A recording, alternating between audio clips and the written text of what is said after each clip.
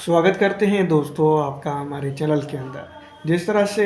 महाराष्ट्र के विधानसभा चुनाव का माहौल रहा है, उस तरह से दोस्तों मैं ये ज़रूर समझ सकता हूँ या आम जनता इसके ऊपर ये बात ज़रूर समझ सकती है कि भारतीय जनता पार्टी के जो विधायक रहे हैं और जो भारतीय जनता पार्टी के जो नेता रहे हैं और दूसरी तरफ जो उनके गठबंधन के जो नेता रहे हैं, जो सत्ता पे रहे हैं, वो हर कीमत पर जो है तो ये बात समझ चुके थे कि उनको इस बार विधानसभा चुनाव के अंदर किसी ना किसी तरीके से जीत दर्ज करना है। वैसे मैं आपको बता दूं कि शुरुआत के ही दिनों से अगर बात की जाए तो जैसे जिसको हम कुल मिलाकर कह सकते हैं कि जो भारत की गृह मंत्री है अमित शाह, जो अब महाराष्ट्र के लगातार वो दौरे कर रहे थे, उस वक्त जो है तो तोड़फोड़ की राजनीति, नेताओं को जो है तो बीजेपी के साथ मिलाने की राजनीति की उन्होंने खुले खुले भाषणों में संकेत दे दिए थे। दूसरी तरफ मैं आपको बता दूं कि जिस तरह से जो जीत की भूख थी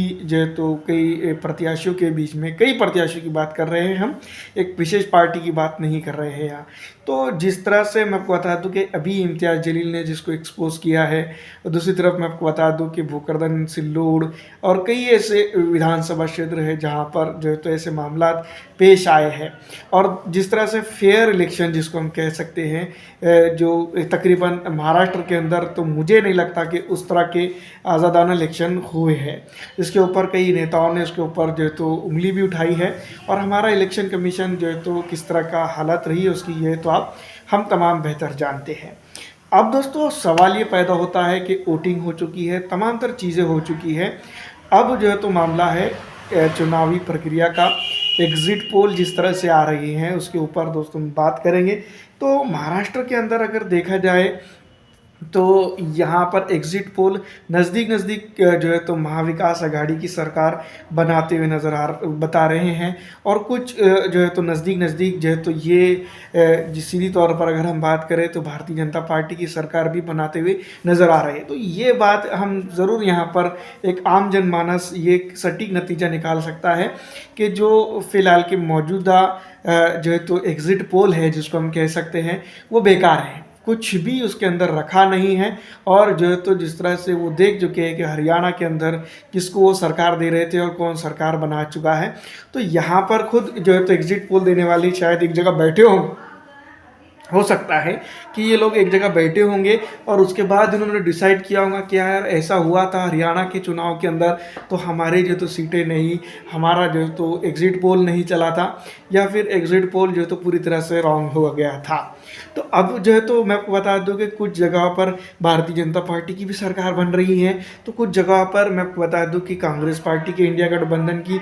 जो हकीकी मायनों में इंडिया गठबंधन यहाँ नहीं था, उसकी भी सरकार बन रही है। सच मायनों में अगर देखा जाए तो भारतीय जनता पार्टी के रेबेल जो जो जिसको हम कह सकते हैं बगावती नेता भी चुनावी मैदान में थे, बहुत सारी जगह पर स्ट्रॉन्ग सीटों को भी कमज़ोर कर दिया उन्होंने। कांग्रेस की अगर बात करें तो कांग्रेस एक तरफ से जो है तो शिवसेना उद्धव ठाकरे का भी प्रत्याशी देती है, खुद कांग्रेस का भी प्रत्याशी आ जाता है। तो ये किस तरह का चुनाव इस बार जो तो गठबंधन के नाम के मायने ज़ीरो रहे हैं। दूसरी तरफ यहाँ पर अगर बात की जाए तो सीधी तौर पर अगर देखा जाए तो बड़ी पार्टी जो भी बनेगी उसके साथ छोटी पार्टी अटैच होंगी इस बार विधानसभा चुनाव के अंदर, जिसका सीधा सीधा सटीक एग्जाम्पल मैं आपको बता दूं कि भारतीय जनता पार्टी एक बड़ी पार्टी है और कांग्रेस यहाँ पर एक बड़ी पार्टी है, जिसको हम समझ सकते हैं 2 मिनट के लिए कांग्रेस को बड़ी पार्टी हम समझ सकते हैं।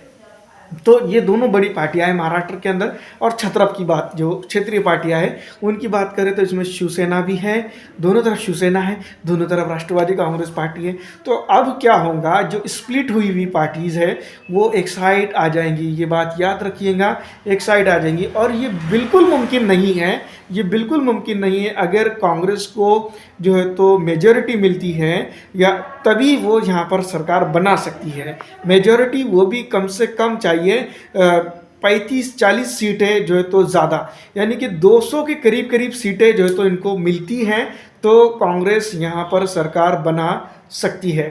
और अगर नहीं मिलती है तो सीधी तौर पर मैं आपको बता दूं क्या होने वाला है कि भारतीय जनता पार्टी की केंद्र में सरकार है और कई ऐसी चीज़ें हैं, कई एक ऐसे मापदंड है भारतीय जनता पार्टी की मौजूदा सेंट्रल गवर्नमेंट के पास कि वो जो है तो यहाँ पर जो है तो एक स्टेबल सरकार यहाँ पर बन ही नहीं सकती है। तो जिस तरह से एग्जिट पोल आए हैं उसको देखते हुए यही लगता है कि इस बार जो है तो कांग्रेस यहाँ पर सरकार बना ही नहीं सकती है और ये अगर बनती भी है तो लॉन्ग टर्म के लिए ये सरकार जीवित यानी कि चल नहीं सकती है। इसके बाद जो है तो भारतीय जनता पार्टी ही सरकार बनाएंगी और ये लॉन्ग टर्म के लिए भारतीय जनता पार्टी की सरकार रहेगी। जब तक कि केंद्र में सरकार भारतीय जनता पार्टी की है वहाँ पर स्टेट में, महाराष्ट्र स्टेट के अंदर भी भारतीय जनता पार्टी की सरकार रहेगी। भले ही आप अगर देख ले कि कांग्रेस के एमएलए ज़्यादा होंगे, बीजेपी के कम होंगे, लेकिन उनके गठबंधन के साथ ही ज़्यादा होंगे। ये बात आप देख लीजिएगा, मेरी बात को नोट कर लीजिएगा। अगर सरकार हटाना है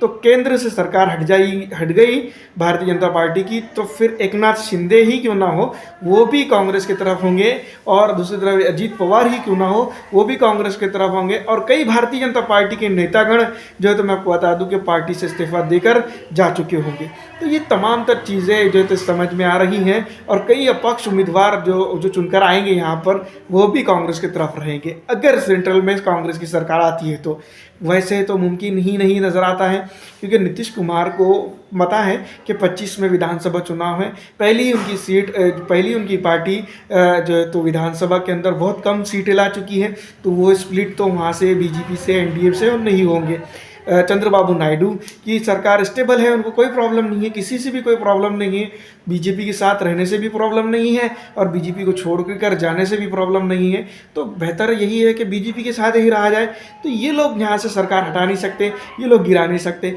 तो शिंदे की बात अगर करें, शिंदे अगर छोड़ के जा भी सकते हैं तो उतनी सीटें शिंदे के पास नहीं है। तो सीधी तौर पर मौजूदा दौर में बीजेपी सरकार सेंट्रल में रहेगी और स्टेट के अंदर, महाराष्ट्र स्टेट के अंदर भारतीय जनता पार्टी की सरकार बनने वाली है। तो ये तमाम तर चीज़ें हैं और ये तमाम तर चीज़ें एक दिशा में जा रही हैं मौजूदा दौर में, चाहे एग्जिट पोल कुछ भी क्यों ना आते हो। लेकिन सीधी तौर पर अगर कांग्रेस गठबंधन को 175 प्लस सीटें अगर मिलती है, जो कि पॉसिबल ही नहीं है महाराष्ट्र के अंदर, तो यहाँ पर जो है तो उनकी स्टेबल सरकार बन ही नहीं सकती है और यहाँ पर उनकी सरकार बनती ही नहीं है। तो कई एक चीज़ों को लेकर अगर देखा जाए तो महाराष्ट्र के अंदर कांग्रेस सरकार बिल्कुल नहीं बन रही है, ये बात आप समझ लीजिएगा। वजह ये साफ मैं आपको बता चुका हूँ कि इशारों में बहुत सारी चीज़ें मैं आपके सामने बयान कर चुका हूँ। लेकिन सीधी तौर पर अगर हम बात करें तो महाराष्ट्र के अंदर जो है तो मौजूदा गवर्नमेंट ही रहेंगी, चाहे मुख्यमंत्री एकनाथ शिंदे रहे या ना रहे। लेकिन दोस्तों मैं आपको बता दूं कि भारतीय जनता पार्टी की गठबंधन की सरकार यहाँ पर जो है तो ज़रूर कायम रहने वाली है जब तक कि सेंट्रल गवर्नमेंट है। क्योंकि जिस तरह के आंकड़े जो है तो एग्जिट पोल के देखने को मिल रहे हैं, उससे लगभग आंकड़ों का अगर रिजल्ट आ जाता है तो यहाँ पर एग्जैक्ट मेजोरिटी अगर कांग्रेस गठबंधन के पास नहीं होती है, और कांग्रेस गठबंधन कब तक टिकेगा ये भी गारंटी कांग्रेस नहीं ले सकती है। तो ये जो चीज़ है, ये सब तमाम तर चीज़ें हैं। कई समाजवादी पार्टी के साथ फुल्ली फाइट होती है तो कई इको फ्रेंडली फाइट होती है, कई समाजवादी उनके साथ होती है तो कहीं नहीं होती है, कई कांग्रेस के सामने उद्धव ठाकरे अपनी प्रत्याशी उतार देते हैं तो कई का जो है तो ऐसा होता है। तो ये जो चीज़ है, ये गठबंधन टिकने वाला ही नहीं है और यहाँ पर सरकार महाराष्ट्र के अंदर नहीं बनने वाली है। फिलहाल दोस्तों इस वीडियो में इतना ही।